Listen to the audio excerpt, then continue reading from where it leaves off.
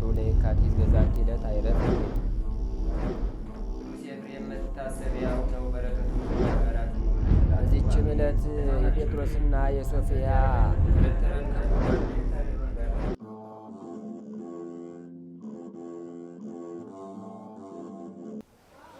በስመ አብ ወወልድ ወመንፈስ ቅዱስ አሐዱ አምላክ አመ ሰሙኑ ለነሐሴ በዛቲ ዕለት ኮኑ ሰማዕት አልዓዛር ወሰሎሜ ብእሲቱ ወሰባቱ ውሉዱ ዘስምዖን አኒኤም ወአንጦንያስ። አንድ አምላክ በሆነ በአብ በወልድ በመንፈስ ቅዱስ ስም ነሐሴ 8 በዚች ቀን አልዓዛርና ሚስቱ ሰሎሜ፣ አኒኤም፣ አንጦንያስ፣ ኦዝያ፣ አልዓዛር፣ አሴዮና፣ ስሙና፣ መርካሎስ የሚባሉ ልጆቻቸውም ሰባቱ በሰማዕትነት ሞቱ። ይህም አረጋዊ አልዓዛር ከመምህራነ ኦሪት አንዱ ነው። እርሱም ለሕዝቡ አለቃና ሊቀ ካህናትም ነው። በፈሪሃ እግዚአብሔርም ሆኖ ያስተዳድራቸው ነበር። ከዚህም በኋላ ዳታንና አቤሮንን በሙሴና አሮን ላይ እንደተነሱባቸው ከዘመዶቹ ወገን 3 ካህናት በእርሱ ላይ ቀንተው ተነሱበት። የእሊም ስማቸው ስምዖን፣ አልፍሞስ፣ መባልስ ይባላል። ሹመቱንም እንዲለቅላቸው ፈለጉ። ሕዝቡ ግን የአልዓዛር ሹመቱ ከእግዚአብሔር እንጂ ከሰው አይደለም ብለው በከለከሏቸው። ስለዚህም ነገር ወደ ግሪክ አገር ወርደው ንጉሥ አንጢያኮስን አነሳሱት። መጥቶም የእስራኤልን መንግሥት እንዲወስድ ቀሰቀሱት። በመጣ ጊዜም ወደ ከተማቸው በተንኮል እንዲገባ አደረጉት። በገባ ጊዜም ሊቀ ካህናቱ አልዓዛርን ይዞ የእሪያ መሥዋዕትን ለሕዝቡ እንዲሰዋ አዘዘው።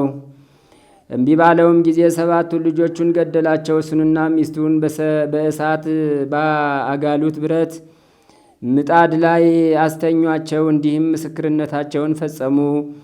ለእግዚአብሔር ምስጋና ይሁን። የእሊ ቅዱሳንን በረከታቸው ከእኛ ጋር ትኑር ለዘላለሙ አሜን። በዚችም ዕለት የሰማዕት አሞን መታሰቢያው ነው። በረከቱም ከእኛ ጋር ትኑር ለዘላለሙ። አንድ አምላክ በሆነ በአብ በወልድ በመንፈስ ቅዱስ ስም ነሐሴ 9 በዚች ቀን ስፍኑን ከሚባል አገር የከበረ ቄስ አባ ኦሪ ምስክር ሆኖ ሞተ።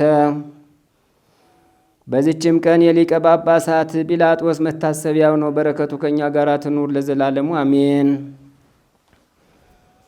ዛቅረብኩ ማይሌታ ዘኪርያ ይላፈምን ለተጸምዱ ከዘልፈ ለላ አነብቶ ከብዘንዴቴ መጽሐፈ እንተረሰይ ከግዚኦ ጸሪቀ መበለት ኩፈ ምላቡላን ዘተርፈ ነቢያት ቅዱሳን ሐዋርያት ሰባክያን ሰማዕት ወጻድቃን ወመላእክት ትጓን ደናግል አድኅዩ መነኮሳት ሄራን ባርኩ ባርኮ ጉባኤ ዛቲ መካን እስከ አረጋዊ ሊቅ ወንዑስ ሕፃን ለዘጸሐፎ በክርታስ ወለዛ ጻፎን ዘይደርስ ወለዛ አንበቦ ለዘተርጎሞ በልሳን አዲስ ወለዘሰማ ቃሎ በዝነ መንፈስ በጸሎተሙ ማርያም አራቂተ ኩሉም ባይ ስቡረ የመሐረነ ኢየሱስ ክርስቶስ።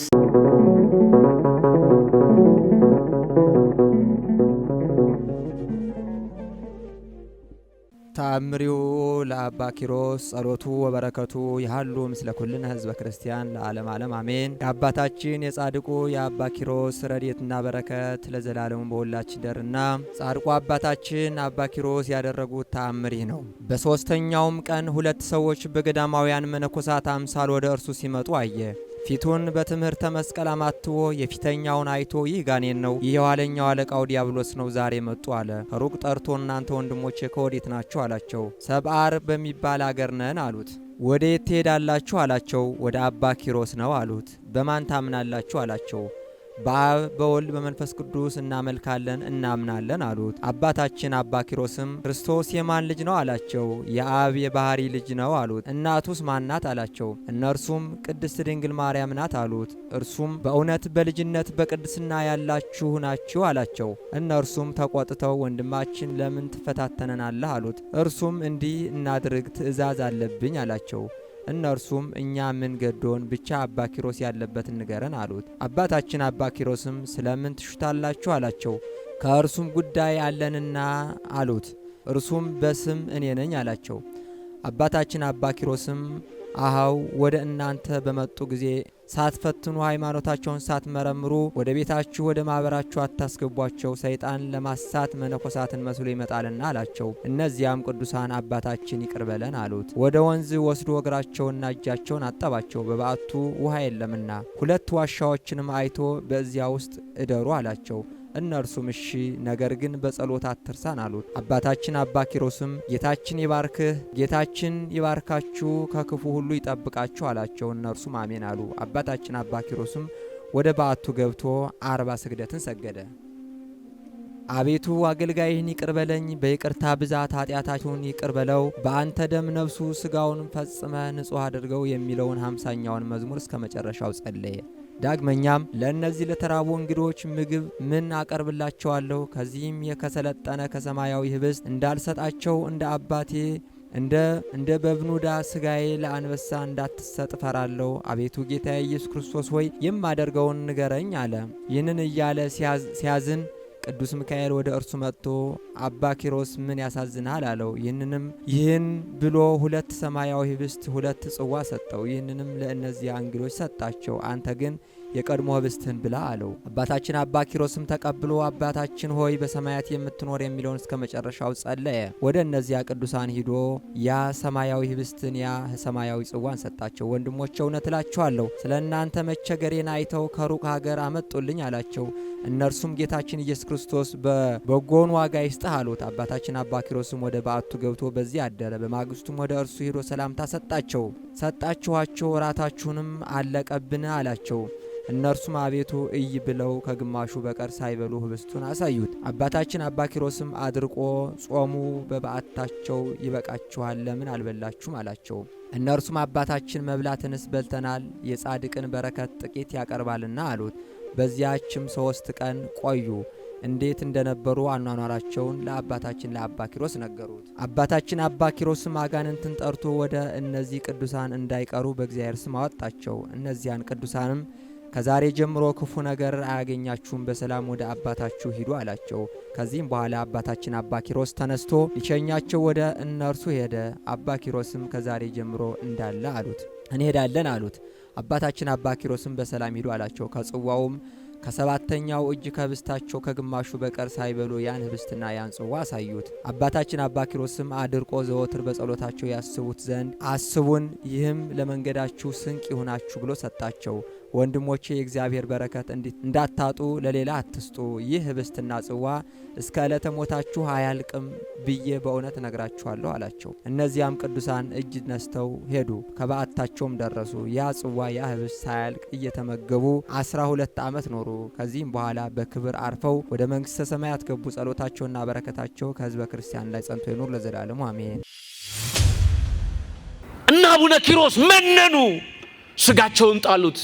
ሳር እስኪበቅልባቸው ድረስ የክርስቶስን ፍቅር ገለጡ።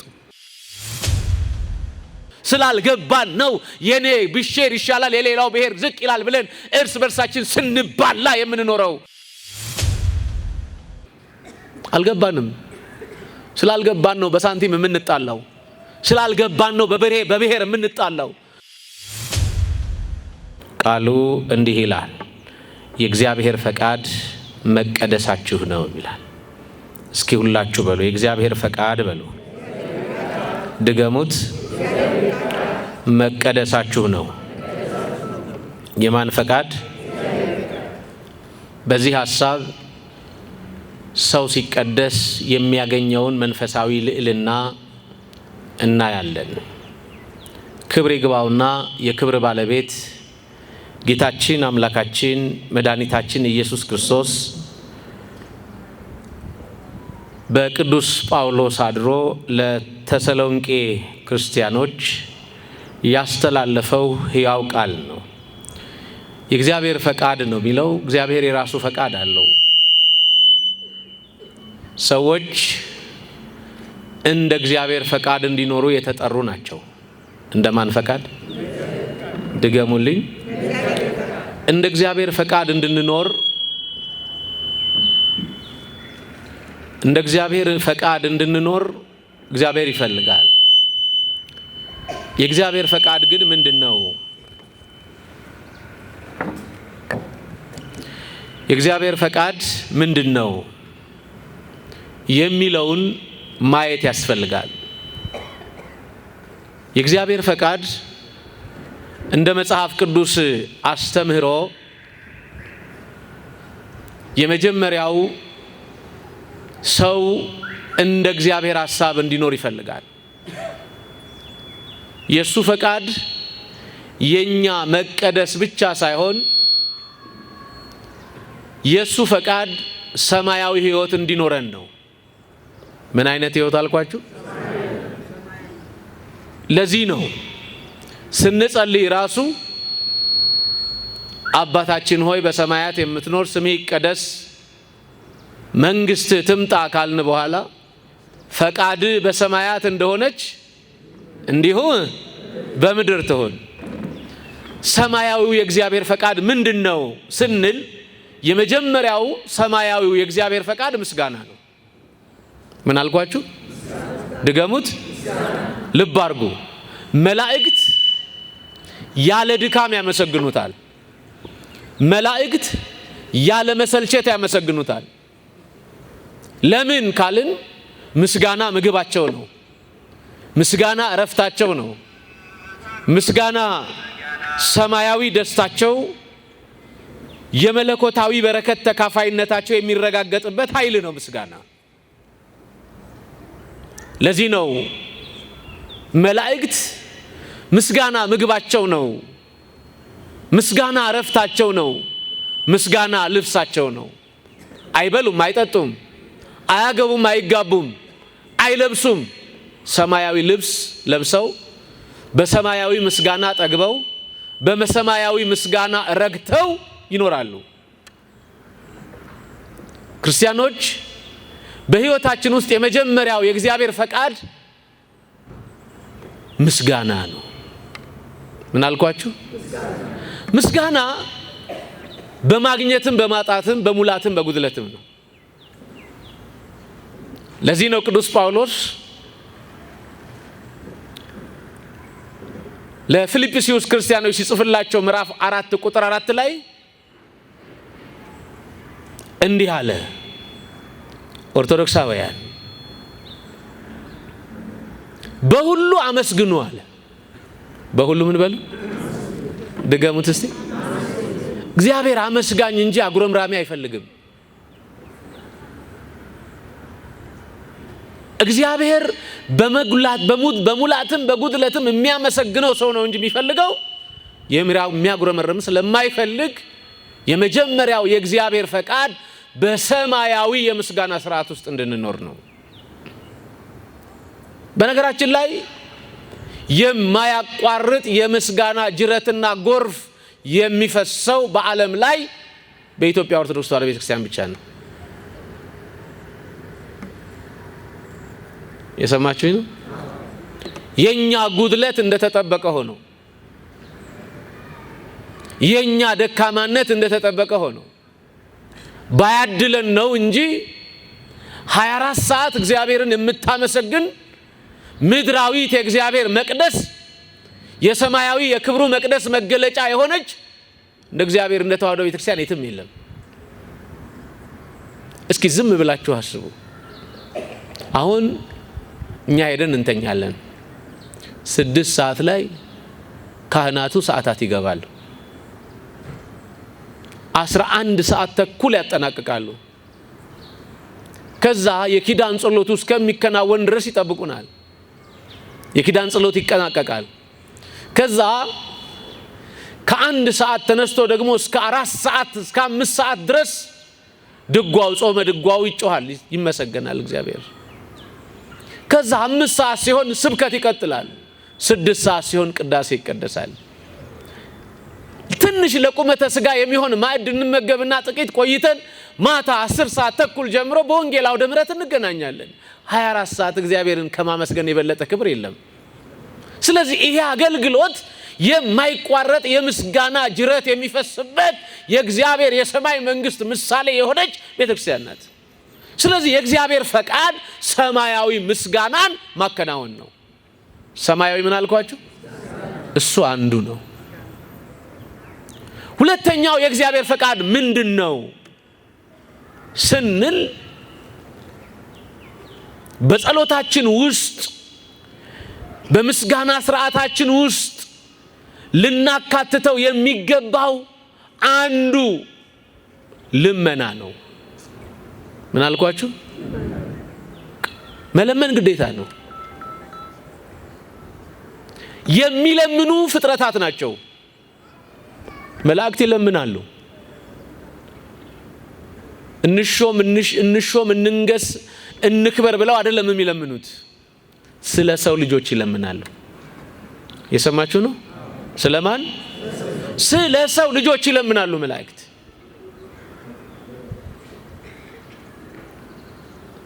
ትንቢተ ዘካርያስ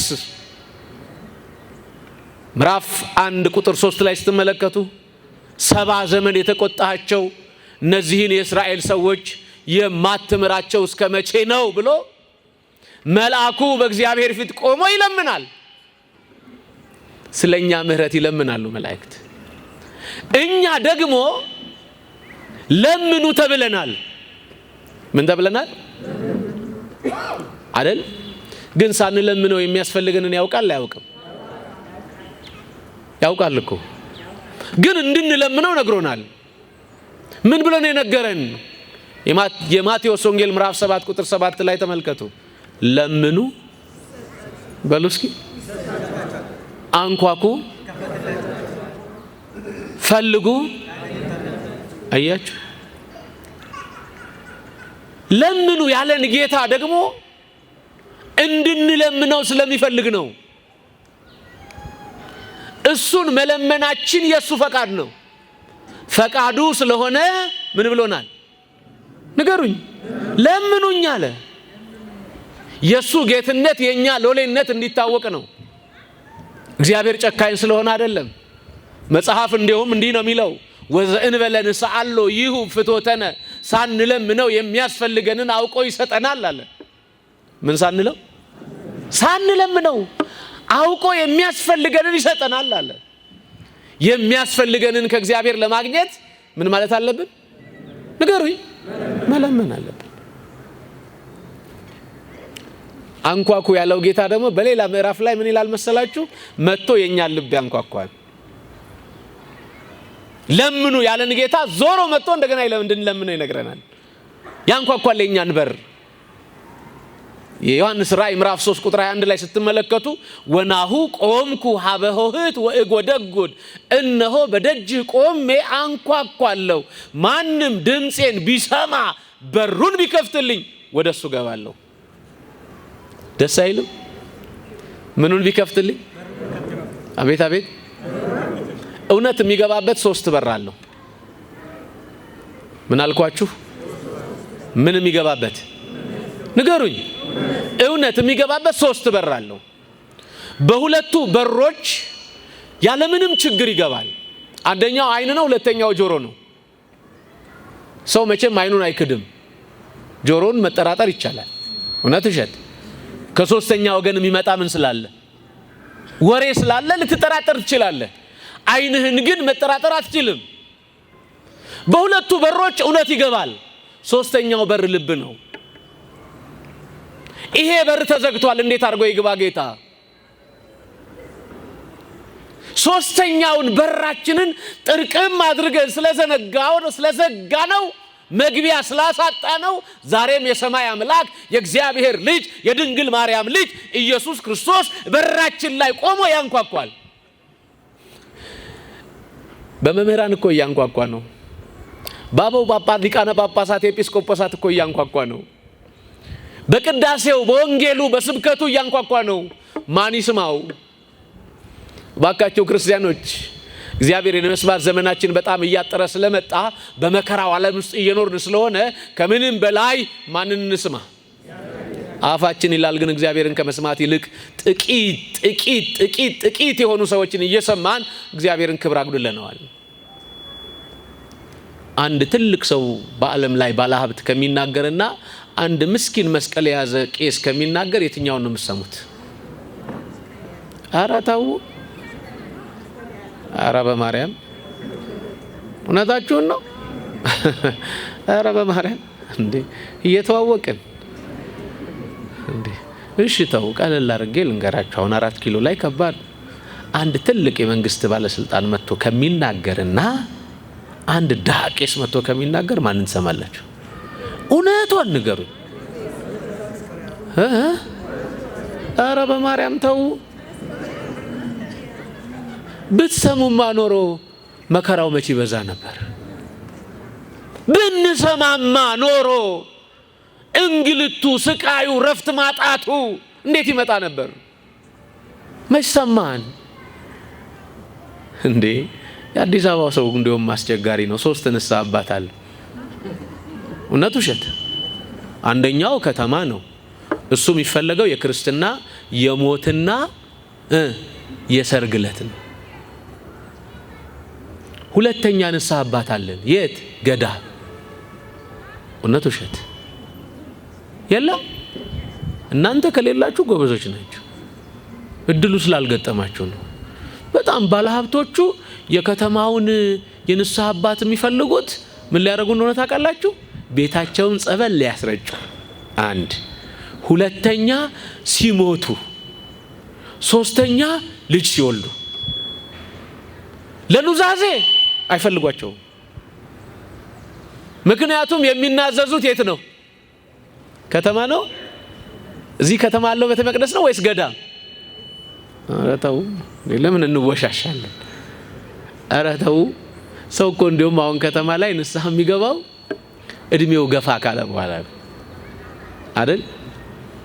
እሱ ብቻ መሰላችሁ? ሰው በእግዚአብሔር ፊት ኃጢአቱ ጸጽቶት ንስሐ ገብቶ ከአምላኩ ለመጣረቅ የሚፈልግበት ሁኔታ ክርስቲያኖች በብዙ ነገር የተለካ ነው። እባካችሁ መስማት ካለብን ማንን እንስማ? ንገሩኝ። እግዚአብሔር የሚሰማው በአገልጋዮቹ በኩል ነው። በጳጳሳቱ፣ በሊቃነ ጳጳሳቱ፣ በካህናቱ፣ በቆሞሳቱ፣ በአገልጋዮቹ፣ በመምህራኑ በኩል ነው የሚሰማው እግዚአብሔር። እንዳንሰማማ ደግሞ ቲክቶክ እና ዩቲዩብ የሚባል መርዝ ህዝብና ካህን መቅደስና ምእመን ለይቷል። መድኃኔዓለም ይፈውሰን። እውነት ውሸት? የቤተ ክህነት ኃጢአት ማየት እየናፈቃችሁ አይደል ዩቲዩብ የምትከፍቱት? እውነት ውሸት? ንገሩኝ እንጂ ታዲያ የአባቶቻችሁን የአገልጋዮቻችሁን ኃጢአት አይታችሁ እርካታ የምታገኙ እስኪመስል ድረስ አረ ክርስትናችን ቢመዘን የቱ ጋር እንዳለን በጣም ከባድ ነው። ለዚህ ነው እግዚአብሔር ሳይሰለች በራችን ላይ ቆሞ ያንኳኳል። ማን ይክፈትለት? ለዚህ ነው በደጅ ቆሜ ምን እላለሁ? ንገሩኝ። ማንም በሩን ቢከፍትልኝ ወደሱ መግባት ብቻ አይደለም አብሬው ራት እበላለሁ አለ። አብሬ ምን እበላለሁ? አያችሁ፣ ራት የሚበላ ወዴት ሊኬድ ሲባል ወደ ከተማ፣ ወደ ምን? ወደ መኝታ። ራት እንድንበላ ይፈልጋል ክርስቶስ። በሰማችሁት የወንጌል ቃል፣ ባገለገላችሁት አገልግሎት፣ ባስቀደሳችሁት ቅዳሴ ጸበል ጠጥታችሁ እንድትሄዱ ሳይሆን ከመቅደሱ የወረደውን የክርስቶስን ህብስት ስጋውን የክርስቶስ ወይን ደሙን ጠጥተን ነፍሳችን እንዲቀደስ እግዚአብሔር ይፈልጋል። ስለዚህ በራችን ላይ ቆሞ ማን ያንኳኳል? ሲያንኳኳ ግን እናንተ ደግሞ ምን በሉ ብሎናል? አንኳኩ እከፍትላችኋለሁ ብሏል። ይክፈትልን መድኃኔዓለም። ሁለተኛው እግዚአብሔርን የምናገኝበት መንገድ መለመን ነው። ሶስተኛው እግዚአብሔርን የምናገኝበት መንገድ ምልጃ ነው። እስኪ በሉ ምልጃ በሉ። ድገሙት። ስለሌላው ማልቀስ፣ ስለሌላው መጸለይ ያስፈልጋል። ለዚህ ነው ቅዱስ ጳውሎስ በጸሎትና በምልጃ ልመናችሁን በእግዚአብሔር ዘንድ አስታውቁ እንጂ በአንዳች አትጨነቁ አለ። ስለዚህ የእግዚአብሔር ፈቃድ አንደኛ መንግስቱን እንድንናፍቅ ነው። ሁለተኛው በሰማያዊ የምስጋና ስርዓት እንዲኖረን ነው። ሶስተኛ የምንፈልገውን ለማግኘት እንድንለምነው ነው። አራተኛው እንድንማልድ ነው። ለባልንጀሮቻችን እንድንማልድ፣ ለኃጢአተኛው ለበደለኛው ሰው እንድናለቅስ። በዚህ ጉዳይ ላይ ሰፊ የምልጃ ጸሎት ያላት 365 ቀን በመስዋዕቷ ሁሉ የምትማልድ የተዋሕዶ ቤተክርስቲያን ናት። ከቃሉ ጋር ናችሁ? ቅዳሴ ባለ ቁጥር ረጅም የምልጃ ጸሎት አላት። ስግዱ ይባላል፣ ሁላችን እንሰግዳለን። አንድ ስለምታደርግ ስጋውንና ደሙን እግዚአብሔር አንድ ያደርገን ዘንድ እንማልዳለን። በጣም የሚገርመው ስለ ኢትዮጵያ ብቻ አይደለም፣ ስለ ዓለም ሁሉ ማሰብን ያስቀድም ዘንድ ለእያንዳንዱ የሚያስፈልገውን ያማረውን የሚሻለውን ይሰጥ ዘንድ አለ። ስለ ዓለም ሁሉ እንማልዳለን። ስለ ዓለም የምትማልድ ቤተክርስቲያን የተዋህዶ ቤተክርስቲያን ናት። ክብር ለተዋህዶ ይሁን። ክርስቲያኖች የማይቋረጥ የምልጃ ጸሎት አላት ቤተክርስቲያን። ስለዚህ ማልዱ። የእግዚአብሔር ፈቃድ ለሌላው መማለዳችሁ ነው። ከዛ ምን አለ? የእግዚአብሔር ፈቃድ አለ መቀደሳችሁ ነው አለ። እንዴት ነው የምንቀደሰው? መቀደስ ማለት ምን ማለት ነው የሚለውን በሁለት ሐሳብ እናያለን። አንደኛው መቀደስ ማለት መለየት ነው። ምንድነው መለየት? መለየት ምን ማለት ነው? ከኃጢአት መለየት፣ ከክፋት መለየት፣ ከተንኮል መለየት፣ ከምቀኝነት መለየት፣ ከርኩሰት መለየት፣ ከክፉ ህሊናዎች መለየት። እሱ መቀደስ ይባላል። ቀደሰ ለየ ነው። መቀደሳችሁ ነው ማለት የክርስቶስ መሆናችሁ ነው ማለት ነው። በነገራችን ላይ እኛ የተቀደስን የቅዱሱ የእግዚአብሔር ልጆች ነን። ይሄን ታምናላችሁ? እስኪ ሁላችሁ እኛ በሉ። የተለየን ወይም የተቀደስን የቅዱሱ የእግዚአብሔር ልጆች ነን። መቀደሳችሁ ይግባችሁ። ከዓለም ተለይታችሁ ስመ ክርስትና ሀብተ ወልድና አግኝታችሁ በደመ ክርስቶስ የተቀደሳችሁ ወይም የተዋጃችሁ የቅዱሱ የእግዚአብሔር ልጆች ናችሁ። ምኖች ናችሁ? ምንድነን? ልጆቹ ነን። በሉ እስኪ የማን ልጆቹ? ወንዶቹ በ40 ቀን ሴቶቹ በ80 ቀን የእግዚአብሔር ልጆች ሆናችኋል። ትጠራጠራላችሁ? ክርስቲያኖች ልጅ ስትሆኑ ተቀድሳችኋል። ልጅ ስትሆኑ ተለይታችኋል።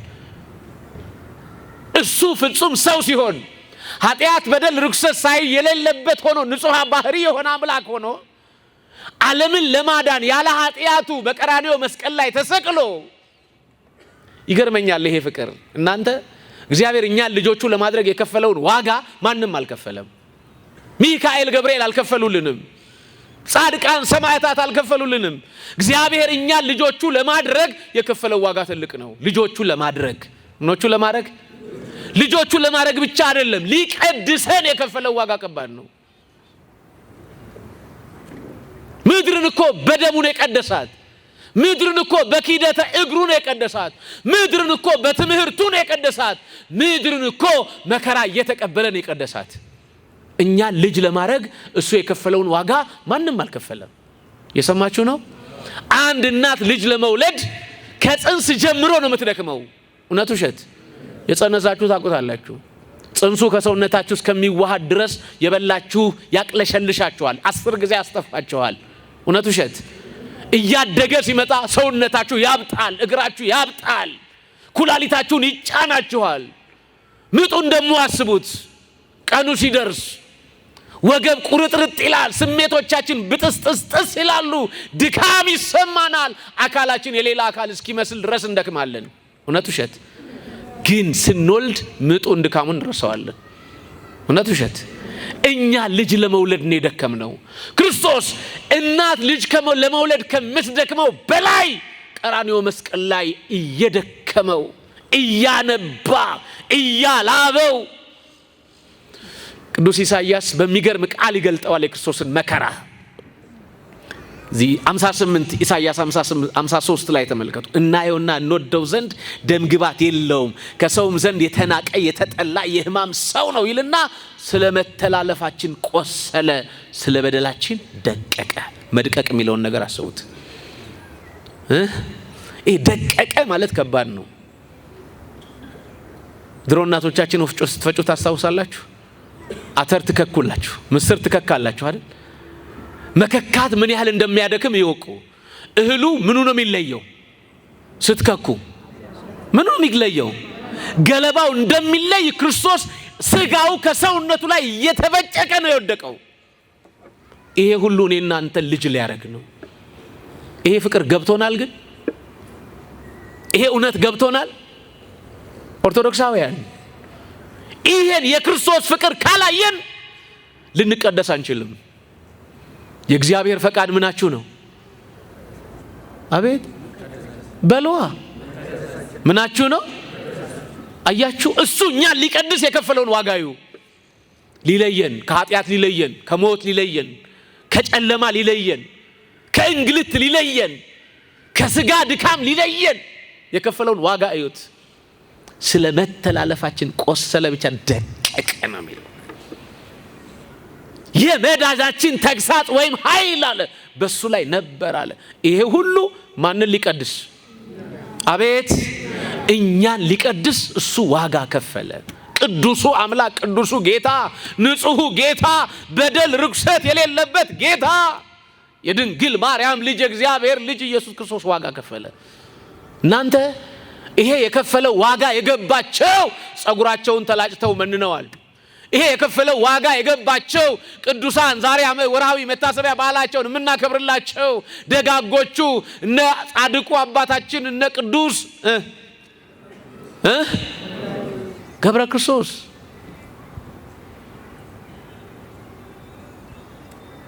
እና አቡነ ኪሮስ መነኑ፣ ስጋቸውን ጣሉት።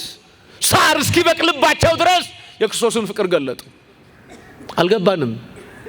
ስላልገባን ነው በሳንቲም የምንጣላው። ስላልገባን ነው በብሔር የምንጣላው። ስላልገባን ነው የኔ ብሼር ይሻላል የሌላው ብሔር ዝቅ ይላል ብለን እርስ በርሳችን ስንባላ የምንኖረው። እግዚአብሔር አእምሮአችን ይፈውስልን። አሜን በሉ።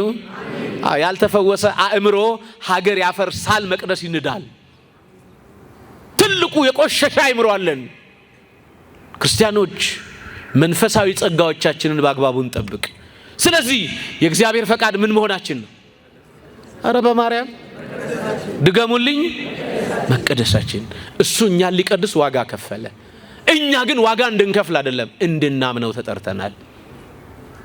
ምን እንድንለው አልኳችሁ?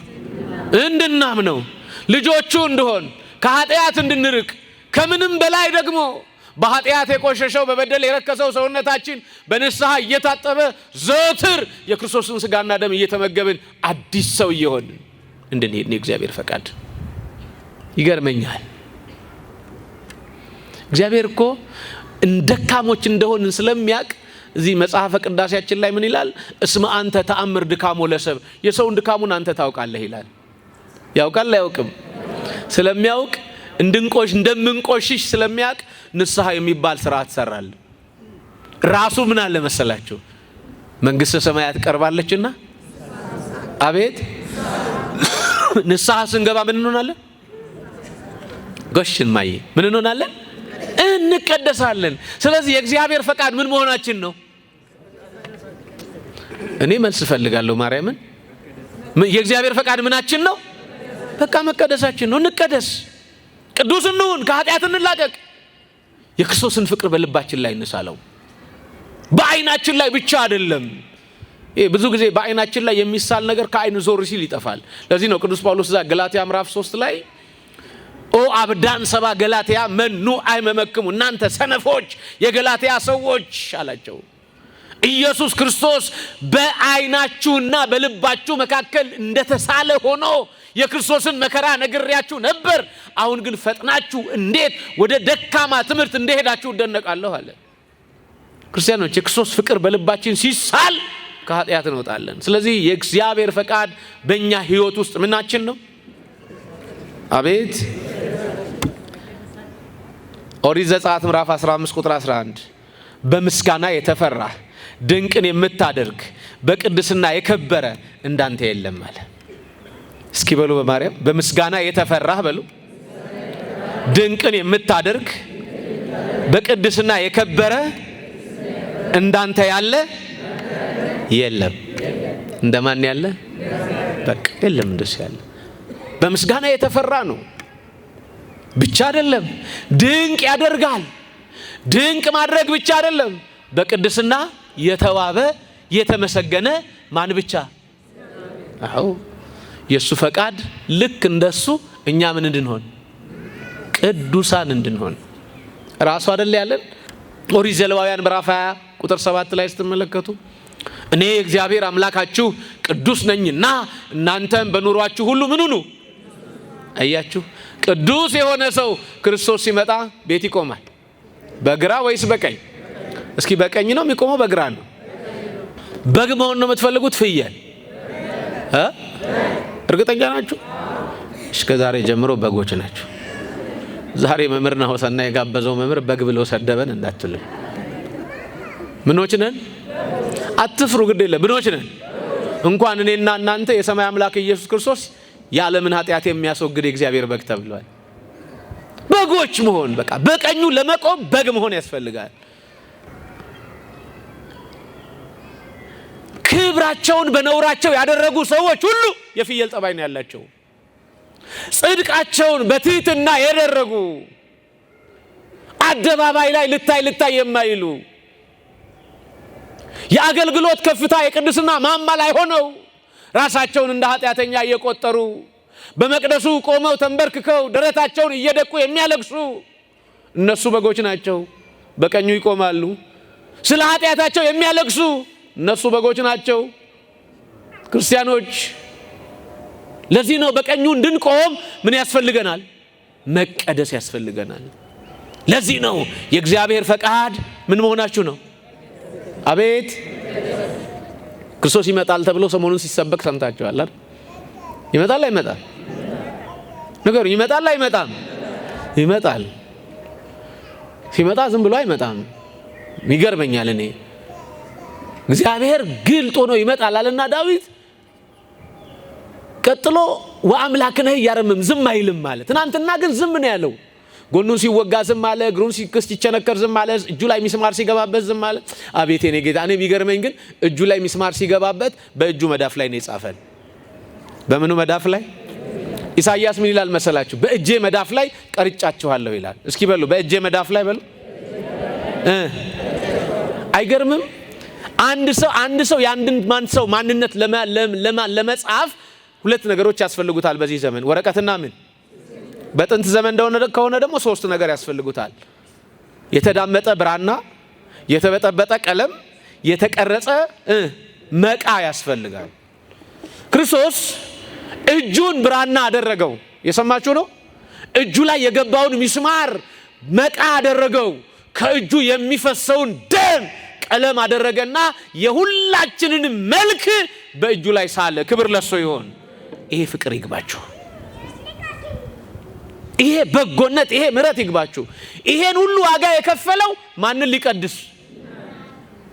ታዲያ እሱ እኛን ሊቀድስ ይሄን ዋጋ ከከፈለ እኛ በእምነት እየኖርን ከኃጢአት ርቀን ከእግዚአብሔር ታርቀን ንስሐ ገብተን ስጋውን ደሙን ተቀብለን እንድንቀደስ ማን ይፈልጋል?